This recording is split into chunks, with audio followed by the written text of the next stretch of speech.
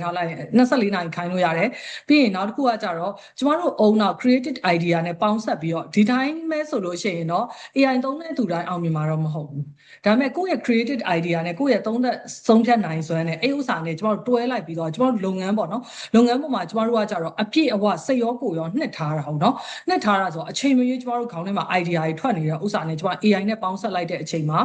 plan တွေအများကြီးထွက်ချတော့အဲ့ plan တွေအများကြီးထွက်ချသွားပြီးရင် strategy တွေအများကြီးထွက်ချသွားတယ်အရင်တော့ဆိုလို့ရှိရင်ကျမငငယ်လေးတွေကစာချက်ပြီးဖြေရတာကိုတိတ်မကြိုက်တဲ့သူတွေမှာပါတယ်အဲ့ကြောင့်ကျမAudi လည်းမထွက်ဘူး 1D ပဲထွက်တယ်အဲ့လိုပုံစံဖြစ်တာပြီးစာချက်ပြီးဘိုင်ဟက်ချက်ကတဲ့ဥစ္စာကိုကျမတစ်စက်မှမကြိုက်တဲ့သူပြီးရင်ကျမအဲ့လိုကိုယ့်ရဲ့ဘယ်လိုပြောမလဲ creative idea အတိုင်းကျမတို့ limit တွေအဲ့လို theory တွေအဲ့ဒါဆိုကျမအများကြီးဖတ်နိုင်ဘူးအဲ့လိုဖြစ်တဲ့အတွက်အခုလက်ရှိ AI ကိုသုံးလိုက်တဲ့အချိန်လဲကြာကိုယ့်ရဲ့ idea နဲ့သူနဲ့ကတသားတည်းဖြစ်တယ်တသားတည်းဖြစ်ပြီးကျမတို့ AI ကိုစပြီးမေးလိုက်တဲ့အချိန်မှာသူပြန်ဖြေတဲ့အရာက0ပဲကျမတို့မကြိုက်ဘူးအဲ့ဖြေဒါပေမဲ့ကျမကအဲ့ဥစ္စာကိုသုံးစားလို့ရတဲ့ idea ဖြစ်သွားအောင်လို့ကို10%ဖြစ်အောင်ကျမမေးတယ်မေးနေမှာတကယ်ကိုသုံးစားလို့ရတဲ့ idea မျိုးတွေအများကြီးထွက်ချလာတယ်ပြီးရင်နောက်တစ်ချက်က24နာရီမေးလို့ရတဲ့အားသာချက်တွေအများကြီးဖြစ်လာတယ်အခုလက်ရှိကျမ pro account ဆိုလို့ရှိရင်တော့ကျမရဲ့ jam တစ်ခုဆိုလို့ရှိရင်တော့ဘာမှဆက်မေးလို့မရတော့ဘာဖြစ်လို့လဲဆိုတော့မေးလို့အားကြည့်လို့ limit ပြည့်သွားပြီအဲ့လိုပုံစံမျိုးဖြစ်သွားအဲ့တော့နောက်ထပ် ဂျန်တွေထပ်ပြိုးပြီးတော့အများကြီးထပ်မေးရတယ်အဲ့လိုပုံစံမျိုးဖြစ်သွားပြီပေါ့နော်ပြီးတော့နောက်ကကျမတို့အခုလက်ရှိလုပ်ငန်းမှာဆိုလို့ရှိရင်ကျမ automation နည်းပညာသုံးတာအဲ့ဒါကိုကျမခြေလက်တွေလို့တင်စားရပေါ့နော်ခြေလက်တွေလို့တင်စားတယ်အဲ့နှစ်ခုကကြတော့ကျမရဲ့အုံနောက်က AI အုံနောက်က AI ဆိုပေမဲ့ကျမတွေးတဲ့ဟာကိုလိုက်ပုံဖော်ပေးရတဲ့အရာ AI ကျမ AI ကိုခိုင်းထားတာအဲ့လိုပုံစံမျိုးပြီးရင်နောက်တစ်ခုကကြတော့ automation ခြေလက်တွေကကြတော့ automation ဒါကြောင့်မို့လို့ကျမရဲ့2026မှာကျမဒီ2025ဒီဇင်ဘာတွေကစကျမစာသင်လာခဲ့တာလာတိုင်းတစ်လတစ်ချိန်အမြဲတမ်းသင်တန်းနှစ်ခုပဲအမြဲတမ်းဖွင့်တယ်အဲ့ဒါကြီးအကုန်လုံးလို့ကလည်းကျမတကယ်ကိုလက်တွေ့လုပ်လာခဲ့တဲ့အရာတွေဖြစ်တယ်အဲ့တော့အခုခေတ်မှာပါမဟုတ်ဘူးအရင်တည်းကပဲဖြစ်ပေါ့နော်လုပ်ငန်းရှင်တယောက်ရဲ့လက်နက်ကအမှန်တကယ်အစစ်မှန်ကင်ထားတဲ့လက်နက်ကနည်းပညာနဲ့စနစ်ပဲ system တွေချရမယ်ပြီးရင်နည်းပညာပေါင်းထည့်ရမယ်အဲ့နည်းပညာနဲ့စနစ်တစ်ခုရှိနေတော့မှရှေ့ဆက်သွားလို့ရမယ်မဟုတ်ရင်ရှေ့ဆက်သွားလို့မရအောင်အရင်တော့ဆိုလို့ရှိရင်ကျမတို့မီယိုပလာလုပ်ငန်းတွေရှိမယ်လေမီယိုပလာလုပ်ငန်းတွေဆိုလို့ရှိရင်သူတို့အများတန်းပြောတယ်ငါတို့ကနှစ်ပေါင်း30 40လောက်ငါတို့ဒီတိုင်းပဲလုပ်လာတာစနစ်တွေပါလာလုံးနေနဲ့ computerize တွေဘာမှလုံးနေနဲ့ငါတို့မပြောင်းလဲနိုင်ဘူးငါတို့ဒီလိုပဲရောင်းလာနှစ်30အောင်ရက်တည်လာခဲ့တာသူတို့အများတန်းပြောတယ်ဒါပေမဲ့အခုခေတ်ကနည်းပညာခေတ်ဖြစ်သွားပြီဖြစ်တဲ့အတွက် AI ပေါင်းထည့်လိုက်တဲ့သူကအားသာချက်အများကြီးထက်ရှိသွားတယ်ပေါင်းထည့်ရုံနဲ့မဟုတ်ဘဲနဲ့ AI ကိုခိုင်းစားတတ်တဲ့သူကအရှိကိုအများကြီးပိုရောက်သွားပြန်အဲ့လိုပုံစံမျိုးဖြစ်သွားပြန်အဲ့ဒါကြောင့်မို့လို့ကျမတို့လုပ်ငန်းရှင်တယောက်ရဲ့လက်နက်ကနည်းပညာနဲ့စနစ်ပဲကျမတို့ရဲ့အတွေးခေါ်တွေကို AI ကိုပေါင်းဆက်ပြီးခိုင်းရမယ်ပြီးရင်ကျမတို့လုံးပေးနိုင်ဖို့အတွက် automation နည်းပညာတွေကိုတွဲထားရမယ်အားကြောင့်မို့လို့ကျမရဲ့ပထမဦးဆုံးစဖွင့်တဲ့သင်တန်းကဆရာကြီးတောင်နှုံးသက်ကြောင့်ပေါ့နော်ကျမပထမဦးဆုံးစဖွင့်ပြခဲ့တဲ့သင်တန်းက SME Mobile Automation Class ဖြစ်တယ်ကျမဘာဖြစ်လို့ဒီလို SME Mobile Automation Class လို့နာမည်ပေးတာလဲဆိုတော့ကျမတို့ small medium business class entrepreneur တွေအကုန်လုံးလို့က mobile phone တစ်လုံး mobile phone ပဲရှိတာလေ laptop ဆိုလို့ရှိရင်လည်းသုံးဖို့အတွက်က use to မဖြစ်ဘူးခက်ခဲကြပြန်အောင်လေအဲ့လိုမျိုးဖြစ်တဲ့အတွက်ကျမတို့ကဖုန်းနဲ့လွယ်လင်းတကူသုံးလို့ရတယ်ဆိုလို့ရှိရင်သင်တန်းတက်ကတာပို့ပြီးအဆင်ပြေတယ်ဒါကြောင့်မို့လို့ကျမက SME Mobile Automation Class မှာကြတော့ဖုန်းတစ်လုံးနဲ့ပဲဖုန်းကင်တက်ရုံနဲ့ business ကို automation တည်ဆောက်လို့ရတယ်ဆိုတဲ့ဥစ္စာကိုကျမလက်တွေ့သင်တာ SME Mobile Automation Class ကကျမပထမဦးဆုံးသင်တဲ့သူပဲဒီ automation ဒီဥစ္စာကိုဒါတဲ့အဆင့်မြင့်တဲ့ဟာတွေတော့သင်တဲ့သူတွေအများကြီးရှိလိမ့်မယ်ဒါပေမဲ့ဒီလိုမျိုး zone မှာ SME Mobile Automation Class သင်ရတာအရင် risk များပါတယ်ဘာကြောင့်လဲဆိုတော့ကျမတို့ device တွေကတယောက်နဲ့တယောက်မတူဘူးလေ iPhone ကင်တဲ့လူရှိမယ် Samsung ကင်တဲ့လူရှိမယ်တခြားဖုန်းတွေကင်တဲ့လူရှိမယ်အဲ့လိုပုံစံမျိုးဖြစ်တဲ့အတွက်အဲ့ဒါကြီးအကုန်လုံးလို့ရဲ့ risk ကိုကျမ zone ကနေယူပြီးတော့လက်တွေ့သင်တာကျမသင်တာ theory မဆန်ဘူးအကုန်လုံးလက်တွေ့တွေကြီးပဲအဲ့လိုပုံစံမျိုးဖြစ်တဲ့အတွက်ကျမပထမဦးဆုံးစဖွင့်တဲ့သင်တန်းက SME Mobile Automation Class အဲ့ဒါကကြတော့ဒီ basic တောင်ရောက်ပြီ basic ကိုဒီ June 10နဲ့11မှာကျမတို့စဖွင့်မယ်ဒါက SME Mobile Automation Class ကျမသင်တန်းချိန်ကို9နာရီကနေ10နာရီဆိုပေမဲ့သင်ဘူးတဲ့သင်တန်းနာရီတည်တယ်17နာရီကျော်သွားတာများတယ်ပြီးရင်တောင်းသမျှလည်းအကုန်ပေးတယ် ဥပမာ content calendar ဆွဲတာတို့ဘာတို့အဲ့ဒါဆိုလို့ရှိရင်တကယ်ကိုယ့်ရဲ့ strategy ပေါ့နော် data driven strategy နဲ့တွဲပြီးသွားတော့ကျွန်မတေချာတယောက်ချင်းစီကိုကျွန်မဆွဲပေးတယ်ဟိုကကျွန်မကိုအများကြီးပြောင်းလဲသွားစေတဲ့ဒါ SME mobile automation class မှာဘာတင်လဲဆိုတဲ့ဥစ္စာကြီးကျွန်မပြောပြပေးမယ်အဲ့ဒါကဘာလဲဆိုတော့ခုနအကိုတယောက်မေးသလိုမျိုးပဲ SME mobile automation class မှာအခုနတော့ကကျမတို့သွားတဲ့ကျူအားဆိုတာကြတော့အကုန်လုံး digital link တွေအကုန်လုံးကိုကျမတို့က smart link တစ်ခုတည်းအနေနဲ့ကျမတို့ကချိတ်လိုက်တာကျမတို့လုပ်ငန်းတွေအကုန်လုံးလို့ကအဲ့လို smart link နဲ့ချိတ်နေရမှာဘာဖြစ်လို့လဲဆိုတော့ဝယ်သူကအရန်လွယ်ကူတာကျမတို့ dashboard ကနေထိုင်ကြည့်ရုံပဲ dashboard ကနေထိုင်ကြည့်တဲ့ feeling ကဈေးအရန်ကြီးပေးရတဲ့သင်တန်းတွေမှာပဲရတာဈေးအများကြီးပေးရတဲ့ application တွေမှာပဲရတာဒီလိုမျိုး free နဲ့လုံးလို့ရနိုင်တဲ့ဥစ္စာမှာကျမတို့ဝင်ကြည့်ရတဲ့ feeling ဘယ်လောက်ထိလူတွေတက်သွားတယ်ဘယ်လောက်ထိရောက်သွားတယ်ဆိုတဲ့ဥစ္စာကိုဝန်ထမ်းတွေကရောဒီ link တွေကိုပို့လားမပို့လားဆိုတော့ကျမတို့ dashboard ကနေသွားပြီးတော့စစ်လို့ရတယ်ပြီးသွားပြီဆိုလို့ရှိရင်ကျမတို့က AI content assistant ပေါ့အဲ့ဥစ္စာကိုကျမတို့အဲ့မှာ free ခါလေးပေးတယ်ပြီးရင်24နာရီဝန်ထမ်းမဲ့ဖြည့်ပေးတဲ့ automation ဖြည့်တဲ့ပုံစံမျိုးအဲ့လိုပုံစံမျိုးအိမ်မှာသင်ပေးတယ်ပြီးတော့ zero cost CRM ဒါတွေသင်တယ်ပြီးရင်နောက်ထပ်နည်းပညာ10မျိုးကိုသင်ပေးတယ်စုစုပေါင်းပေါ့ automation class မှာကျတော့ဒါတွေသင်တယ်ပြီးရင်နောက်ကကြလုပ်ငန်းတစ်ခုရဲ့အုံနောက်ကျမကိုပြောင်းလဲသွားစေတာကကြတော့ AI ကိုခိုင်းလို့လုပ်ငန်းတွေစနစ်တွေကြပါအဓိကဒါပဲဒါအမှန်တရားပဲကျမအရင်တော့သင်တန်းတွေတက်တယ် theory ပဲဘလို့မှအစင်မပြေဘူးကျမ live လုပ်ကြည့်ရဲကျမတို့မီယိုဖလာလုပ်ငန်းရှင်တွေက corporate ကနေမသွားတဲ့သူတွေဆို SOP KPI checklist ဆိုတာကကြတော့ကျမတို့ live ပြီးတော့ဒီ business နဲ့ပတ်သက်တဲ့သင်တန်းတွေကို live တက်တော့မှကျမတို့ကြားဘူးတာလေကျောင်းတော့ကိုယ်လုပ်ငန်းနဲ့ fix ဖြစ်ဖို့အတွက်ကိုဘယ်လိုလုပ်ရမလဲဆိုတော့တော်တော်တိုင်ပတ်တာပြီးတော့အဲ့ချိန်မှာကျမတို့သင်တန်းတွေတက်ပြီးသွားတဲ့အချိန်မှာလူတိုင်းဖြစ်တဲ့ feeling တခုရှိရဲအဲ့ဒါဘာလဲဆိုတော့ theory သင်တန်းကိုပြောနော်အဲ့ feeling ကဘာလဲဆိုတော့ကျမတို့ကအဲ့သင်တန်းတွေတက်ပြီးသွား motivation အရန်တက်တာအရန်လက်တက်ကွာစနစ်တွေချမယ်ဆိုပြီးတော့ကိုယ့်ရဲ့လုပ်ငန်းခွင်ကို business ကိုပြန်လာပြီးသွားပြီဆိုလို့ရှိရင်ကျမတို့ကစနစ်တွေချဝန်ထမ်းတွေကထွက်ကုန်တော့နှစ်ချင်းဝန်ထမ်းတွေပဲထွက်ကုန်ဘာကြောင့်လဲဆိုတော့ဒါကိုတော်မှတိတ်နားမလဲသေးတဲ့အရာကြီးတစ်ခုကိုလုပ်ငန်းမှာစနစ်လည်းပြန်ချမယ်လဲဆိုတော့အဲ့မှာနေဘလို့မှကိုလည်းတိတ်နားမလဲသေးဘူးသင်တန်းရဲ့ theory ပဲရှိသေးတယ်အဲ့ဒါကြီးကိုက motivate တွေကတအားလဲတက်လဲတက်ကောကိုလုပ်ငန်းမှာပြန်ချလိုက်ကောအဲ့ကြတော့သွားတာပဲအဲ့လုပ်ငန်းမှာဝန်ထမ်းတွေထွက်ကုန်ရောထွက်ကုန်ပြီးတော့ကိုကစနစ်ကြီးနဲ့ဒါကြီးကိုဆက်ချရမှာလားမချရဘူးလားဆိုပြီးတော့ system ဆိုတဲ့အရာကြီးကိုစနစ်ဆိုပြီးတော့ကြောက်သွားတော့လုပ်ငန်းစနစ်ချရမှာဝေးသွားရောအဲ့လိုမျိုးဖြစ်သွားတဲ့အတွက်နောက်ပိုင်းမှာကျမကတော့မရဘူးကျမကဒူဝေးတာပဲခံတယ်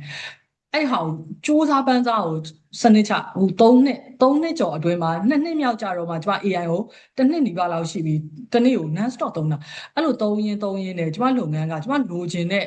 fix ပုံစံအခုနောက်ကျမပြောသလိုမျိုးဝန်ထမ်းကို emotional ရမဟုတ်ဘဲနဲ့သူ့ရဲ့ KPI တိုင်းတဲ့ဥစ္စာပေါ်မူတည်ပြီးတော့လစာပေးချင်တာတော်တော်ကြာပြီအဲ့စိတ်ကူကတော်တော်ကိုကြာနေပြီဒါပေမဲ့ theory ပဲရှိပြီးတော့လက်တွေ့ကိုကျမမသိသေးလို့အခုကျတော့ကျမလက်တွေ့သိသွားပြီးတော့အဲ့ form လေးနဲ့ကျမစစ်လိုက်တဲ့အချိန်ကြပြီဆိုလို့ရှိရင် AI ကိုကျမ percentage တွက်လို့ရပြီ percentage တွက်လိုက်ပြီဆိုတာ ਨੇ ဘယ်လောက် percent ဆိုရင်လို့ရှိရင်ဘယ်လောက်လစာဆိုတာ ਨੇ အခြေခံလစာအပြင် plus တွေကအဲ့တိုင်းသွားရင်အရန်အဆင်ပြေသွားတယ်ကျမတို့ emotion နဲ့ဘာမှသုံးစရာမလိုတော့အရင်တော့ဆိုစိတ်မှန်းနဲ့ကြည့်နေဒီလူကလှုပ်တာလားမလှုပ်တာလားအခုကျတော့ကိုယ်အရှိပိုင်းမှာနှမ်းဖြူထားပြီးတော့အောက်ပိုင်းမှာအများကြီးပဲထွက်လာတာကြီးအများကြီးဖြစ်သွားတော့အခုဒီဥစ္စာတွေနဲ့ check ပြီးတော့မှနောက်တစ်ဆင့်ထပ်တက်ပြီးတော့တခါ check တွေပြန်လုပ်ပြီးရင်3လတစ်ချိန်ကိုယ့်ရဲ့ system ကိုပြန်လှည့်ဘယ်နေရာတွေက weak point တွေဖြစ်နေရလဲပြန်ကြည့်ပြီးတော့မှပြန်ပြီးတော့ပြုပြင်ပြောင်းလဲစနစ်ဆိုတာတခါရဲချရတယ်တစ်သလုံးပြီးတာမဟုတ်ဘူးအမြဲပြောင်းနေရမှာအဲ့လိုပုံစံမျိုးတွေလုပ်ဖို့အတွက်ကျမကတော့ AI ကို share ခိုင်းပါတယ်ဒါကြောင့်မို့လို့ကျမရဲ့ advanced AI master class ဒါလေးကကြတော့ batch 5ကိုဂျွန်18-19မှာဖွင့်ပါမယ်သူကတော့ကျမတို့အဲ့မှာ strategy plan တွေအကုန်ချ strategy plan တွေအကုန်ချရ canvas form တွေတိစောက်တယ်ပြီးရင်အဲ့မှာကျမတော်တော်များများတင်တယ်ဘာဖြစ်လို့လဲဆိုတော့ဒီမှာ plan တွေ strategy တွေဆိုလို့ရှိရင်ကျမ canvas form ဆိုလို့ရှိရင်10ခုကျော်လောက်ကျမချပြတယ်ပြီးရင် SOP KPI ဆိုတာတယောက်ချင်းစီထွက်ဖို့အတွက်ဆိုတာကြတော့ကျမတို့ကဝန်ထမ်းတွေကို AI နဲ့ချတာတယောက်ချင်းစီအတွက်လိုက်ရေးလို့ကတော့အ ချိန်ရန်ကုန်တာကျမတို့လုပ်ငန်းရှင်တွေကအချိန်အရန်ရှားပါတယ်လေအချိန်ရှားပါတယ်အဲ့လိုမျိုးဖြစ်တဲ့အတွက်အဲ့ SOP ရဲ့ KPI နေဆိုလို့ရှိရင်သူတို့နဲ့သက်ဆိုင်တဲ့တယောက်ချင်းစီတွေဥစ္စာဆိုရင်ကျမ AI နဲ့checklist တွေ KPI တွေအကုန်တန်းထွက်ပြီးရင် Google Form တွေကြာရင်ကျမသူတို့ပေးတဲ့ form type ကို copyright လုပ်ပြီးတော့အဲ့ဒါအကုန်လုံး Google Form တွေတိစောက်တော့အဲ့ဥစ္စာတွေကတော်တော်လေးကိုကျမတို့အချိန်ကုန်တော်တော်သက်သာတယ်အရင်တော့ဆိုလို့ရှိရင်ကျမတို့SOP KPI ကို detail လုပ်မယ်ဆိုလို့ရှိရင်ကျမတို့လာချီရလေတချို့တွေဆိုလို့ရှိရင်ဝန်ထမ်းအင်အားများရင်လာချီရလေအခုဆိုကျမ2 ရက်လောက်နဲ့အပြတ်ဖြတ်နိုင်တယ်ဒါတွေအခုနောက်3လကျမဒီတိုင်းဆက်သွားမယ်ဒီတိုင်းဆက်သွားပြီးတော့လို့ကျမဒီဥစ္စာ office ဒါကအခုလက်ရှိလုပ်ထားတဲ့ကျမရဲ့ system ကကြတော့ကျမလုပ်ငန်းအတွက်ကျမတို့လိုလုပ်ငန်းတူတွေအတွက်အဲ့ဒါကြီးအတွက်ပဲ customize လုပ်ထားတဲ့ system နောက်လုပ်ငန်းအတွက်ဆိုလို့ရှိရင်ကျမ customize ပဲကြိုက်တယ်ဟို ready made မကြိုက်ဘူးcustomize ကပဲအဆင်ပြေအဲ့လို customize system ဖြစ်နေတော့မှကိုနဲ့ကိုက်ညီတာတချို့က SOP ဆိုသူများ SOP KPI ဆိုသူများ KPI ယူသုံးလိုက်တာအဲ့မှာသွားတာပဲကိုလုပ်ငန်းနဲ့ဘယ်တော့မှမကိုက်ညီဘူးမကိုက်ညီတော့အဆင်မပြေဘူးဒါကြောင့်မလို့အဲ့ဒါကြီးအကုန်လုံးကျမ AI နဲ့ပဲစောက်တာ AI နဲ့စောက်ရင်တကယ်ပေါ့နော်ကျမအလုံးမလုံးကဘူးပေါ့ကောင်းကျင်လာဘက်ကိုကျမ arm site ကဘူးပေါ့ arm site ကပဲနဲ့လုပ်မယ်ဆိုလို့ချင်းတနေ့တည်းထိုင်လောက်တာနဲ့ကျမရဲ့ frame တွေအကုန်လုံးကျမအခုဆိုရင် training program ကစဒီလေးရှိတယ်ကျမစီမှာကျမတို့လိုမျိုးလုပ်ငန်းတူပုံစံမျိုးဆိုလို့ရှိရင် training သင်ယူညွှန်းတန်းကအစ detail ဥပမာ video edit မှာစအသေးစိတ်အဲ့လိုမျိုး say customer service မှာစအကုန်လုံး detail ကျမသင်ယူအကုန်ထုတ်ပြီးသွားတယ် ready ပဲအကုန်လုံးဒါပေမဲ့အဲ့ဥစ္စာတွေအကုန်လုံးနောက်3လနေကျမအကုန်ပြန်ချိန်ပါပိုကောင်းတဲ့ဥစ္စာတွေဖြစ်အောင်ကျမကိုယ်တိုင်လုပ်လို့ရတယ်လေခုနကကျမပြောလို့မိမိကိုယ်သာကိုယ်ဝယ်ရလေကိုယ်တိုင်လုပ်လို့ရတယ်ဘာကြောင့်လဲ AI ကိုခိုင်းစားလို့ဆိုတော့အရန်အဆင်ပြေတာဒါတွေကိုကျမသင်တန်းမှာအကုန်လုံးအခြေခံသင်ပေးမယ်ပြီးတော့နောက်တစ်ခုကမျက်နှာပြစရာမလိုဘဲနဲ့ professional AI video တွေအများကြီးဖန်တီးလို့ရတယ်လေလုပ်ငန်းရှင်တွေကကင်မရာရှေ့ထွက်ရမှာအရန်ကြောက်တယ်အရန်ကြောက်တော့သူကအဲ့ကင်မရာရှေ့ထွက်ရမှာကြောက်တာနဲ့အတူကို့ brand မှာကင်မရာနောက်ရောက်သွားအောင်မတက်တော့တက်ရဲတဲ့သူကအရှေ့ရောက်သွားတယ်လေမတက်ရဲတဲ့သူကအနောက်ရောက်သွားဆိုမဖြစ်တယ်ဒါကြောင့်မို့လို့ကိုမဟုတ်ဘဲနဲ့ brand ဖြစ်အောင်လုပ်လို့ရတယ် AI နဲ့အများကြီးလုပ်လို့ရတယ်ဒါတွေကိုလည်းကျွန်မဘယ်လိုလုပ်လဲဆိုတာ AI တင်တန်းမှာအကုန်လုံးတင်တယ်ပြီးတော့ကျွန်တော်24နာရီ Google AI Studio နဲ့ဘယ်လိုပုံစံမျိုး meeting လုပ်လဲဆိုတဲ့ဥစ္စာအကုန်လုံးတင်တယ်ဒါလေးတွေအဲ့ဒါဘာလဲဆိုတော့ကျမကိုယ်တိုင်ကဒါကြီးဖြတ်တန်းလာတဲ့ဥစ္စာတင်တန်းတက်ဖူးတဲ့သူဆိုလို့ရှိရင်သိမယ်internet connection ကြောင့်အဲ့ error ကလွယ်လို့အဲ့ error ကတော့ကျမဖြည့်ရှင်းပေးလို့မရဘူးလေဒါကျမ control လုပ်လို့မရတဲ့အရာကျမ control လုပ်လို့ရတဲ့အရာကကြတော့ကျမလက်တွေ့တင်တဲ့သူဘယ်နေရာကျရင်ဘလို့အခက်အခဲဖြစ်တယ်အားဆိုကျမလက်တွေ့ဖြတ်တန်းလာခဲ့တာအနှစ်20တောင်ကျော်ပြီလေကျော်ပြီးတော့ကျမလုပ်ငန်းကိုလည်းတပ်ပါတီကျမတစ်ခါမှမခေါ်ဘူး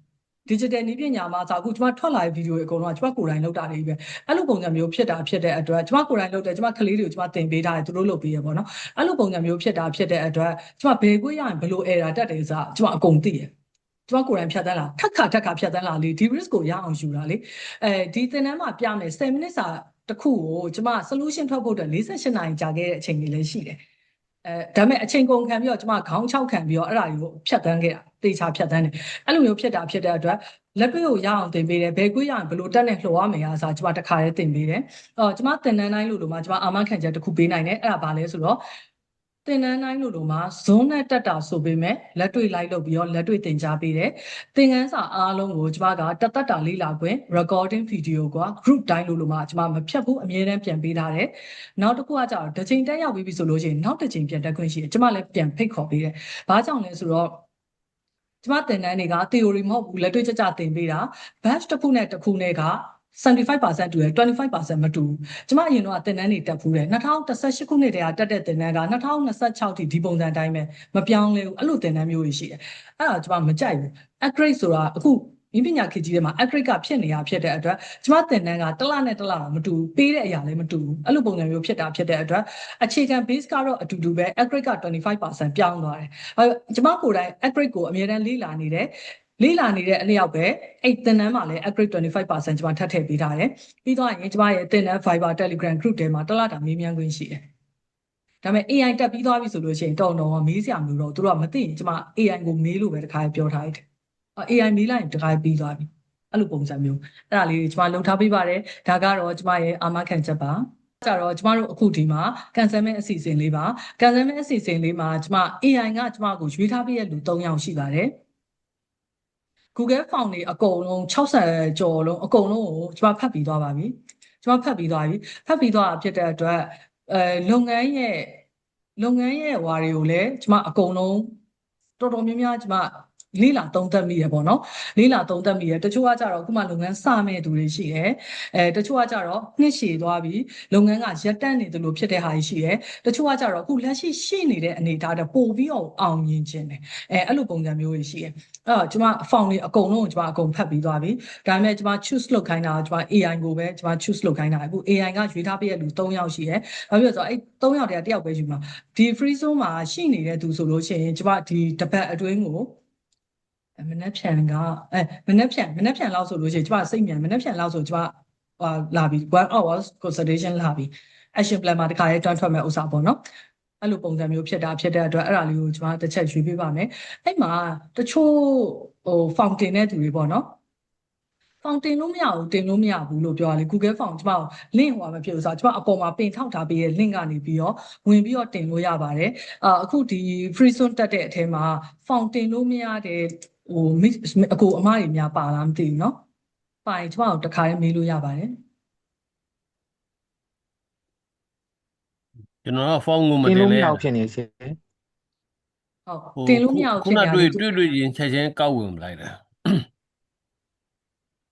ညခုနဟိုကတင်မရတဲ့ကလေးပြောလိုက်ပါဟုတ်တယ်ရှင်စရရတင်လို့မရဘူး email တွေကမှားတယ်ပြောနေ email ကမှားတယ်ဘယ်လိုမျိုးဖြစ်လဲမသိဘူးအဲ့ကနေမှားတယ်ဆက်တက်လို့မရတော့ဘူးခဏစောင့်ဆောင်ပြီးပြန်တင်ပေးမနိုင်ဟုတ်တယ်ဟိုပထမတစ်ချိန်တော့လိုပဲလေ line မကောင်းလို့တွေဖြစ်တာတိလာမနိုင်တို့တင်တန်းတော့လိုပဲဟုတ်ခဏလေးစောင့်ပြီးတော့2ချိန်3ချိန်တော့ပြန် try ကြည့်ရတယ် line ကောင်းတဲ့ချိန်ကြရင်နိဟိုပြီးခဲ့တဲ့လတော့ရတယ်ဒီလမရဘူးဖြစ်တင်နိုင်မရလို့ဖြစ်တခါတင်ထားပြီးရတာမလားတခါတင်ပြီးတော့ရရင်နောက်တစ်ချိန်ထပ်တင်လို့မရတော့ဘူးမနိုင်တော့ရကြီးနာချက်မနိုင်တော့ရကြီးတခါတင်ပြီးတော့ရပြီတခါတင်ပြီးတော့ဒီ email နဲ့ထပ်တင်လို့မရတော့ဘူးနောက်တစ်ပေါင်ထပ်လုပ်ပြီးတော့မှနောက်တစ်ချိန်ထပ်တင်လို့ရမှာအခုကျမဒီမှာအယောက်60ကျော်ကိုကျမဟုတ်ကဲ့အယောက်60ကျော်ကိုကျမတယောက်ကိုတနာရီမလုပ်ပေးနိုင်ဘူးဆိုရင်တော့ကျမအချိန်သိပ်မရှိလို့လေတနာရီမလုပ်ပေးနိုင်ဘူးဆိုလို့ရှိရင်တော့မှကျမ15မိနစ်တူနိုင်ခွက်အတွင်းကိုလုပ်နိုင်အောင်လို့တယောက်ချင်းစီဝမ်းမှန်မှာဆက်သွယ်သွားပေးမယ်အဲ့ဒီ form မှာတင်ထားတဲ့ဖုန်းနံပါတ်တွေက Viber ဖုန်းဟုတ်မဟုတ်ပဲတစ်ချက်ပဲပေါ့နော်တယောက်ချင်းစီကိုကျမဆက်သွယ်သွားပေးမယ်ဆက်သွယ်သွားပေးပြီးတော့solution လေး action plan ပေါ့အဓိက action plan ထွက်အောင်လို့ကျမ15မိနစ်တူနိုင်ခွက်ကျမလုပ်သွားပေးမယ်အဲ့လိုမျိုးစီစဉ်ထားပေးတယ်အဲ့တော့ form လေးတွေကကြတော့ကျွန်မ free zone 9လို့ link လေးကိုအပေါ်မှာတင်ထားပေးမယ်အဲ့မှာပဲဝင်ပြီးတော့ထည့်သွားလို့ရတယ် form လေးတွေကလေတစ်ချိန်တင်ပြီးသွားပြီဆိုလို့ရှိရင်ရပြီကျွန်မ form လေး data အကုန်ဖတ်ပြီးသွားပြီကျွန်မအဲ့တော့အခုကျွန်မလူ3ယောက်ရွေးချယ်ထားတယ်အဲ့လူ3ယောက်ရွေးချယ်ထားတယ်အဲ့လူတွေ3ယောက်လုံးကဒီမှာမရှိဘူးဆိုလို့ရှိရင်တော့နောက်တစ်ယောက်ကိုပြန်ပြီးတော့ရွေးချယ်ခိုင်းရမှာပေါ့နော် AI ကိုပြန်ပြီးတော့ choose လုပ်ခိုင်းရမှာပေါ့